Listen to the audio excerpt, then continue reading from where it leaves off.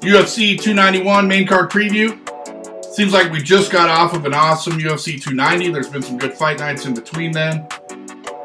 This card has a little bit of everything. It's got some nostalgia, it's got some weird matchups, it's got some exciting matchups, potential fight of the year, title implications, a little bit of everything. These are my small previews and prediction.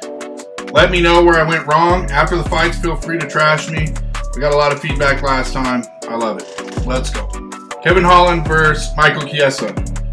Very close fight, tough one to call. Two of the best trash talkers in the game. It's just unfortunate that their oratory skills outweigh their fight skills at this point in their careers. Chiesa's coming off of a long layoff. He has grappling roots, but has found himself on the wrong end of chokes quite a few times. Kevin Holland, versus a grappler, has shown a tendency to be just grappled into oblivion. Holland is longer, he's younger, and I think he has more incentive. Chiesa has things he can fall back on. Holland may possibly see himself still as a contender, and he could theoretically be still climbing. So I think it's going to be Holland keeping it on his feet enough to outstrike Chiesa and get a decision victory. Tony Ferguson versus Bobby Green. This is another fight where one guy seems to have more incentive than the other. Bobby Green is coming towards the end of his career, but still has room to climb. Tony Ferguson has lost his last 5 fights. 3 of them he's been finished. It hasn't looked great. I mean, 2018, 19, maybe a little beyond that, Ferguson was possibly one of the most dynamic and exciting guys in the entire sport. But there's some crossover skills that Bobby Green has. They're similar to Nate Diaz. And the way Ferguson fought Nate Diaz, it just did not look like he's going to beat even a mid-level fighter. So I think Bobby Green is going to stop him. It's going to be hard to watch. And maybe this is the end of El Cacuti. Champutee versus Stephen Wonderboy Thompson.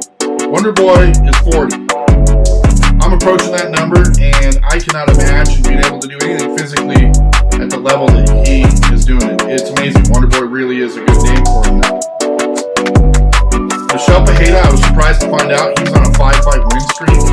But the thing is about fighting Wonderboy is you kind of get lulled into his type of fight. The footwork, the strikes from weird angles, how much those punches sting even when they don't look like they're maybe going to, the different types of kicks.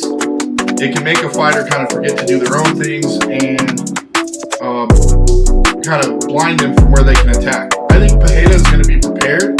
I think he's got momentum. I think he's got youth.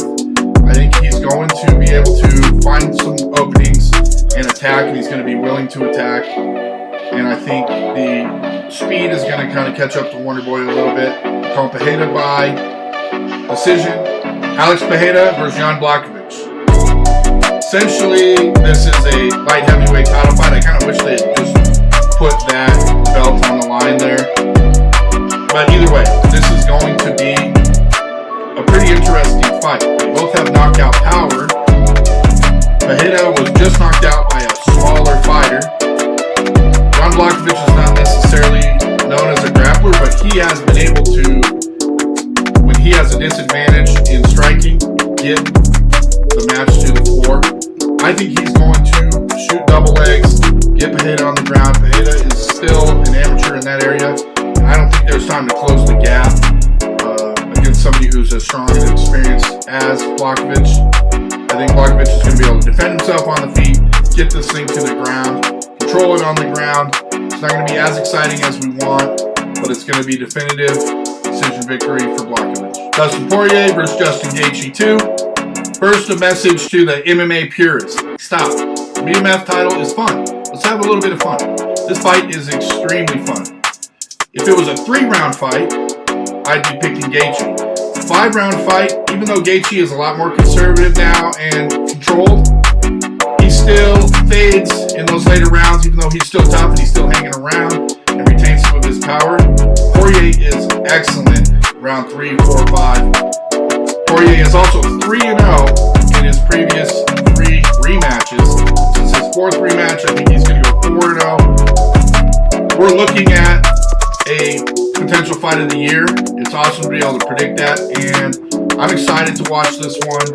I think Poirier is going to stop Gaethje in the 4th round by TKO.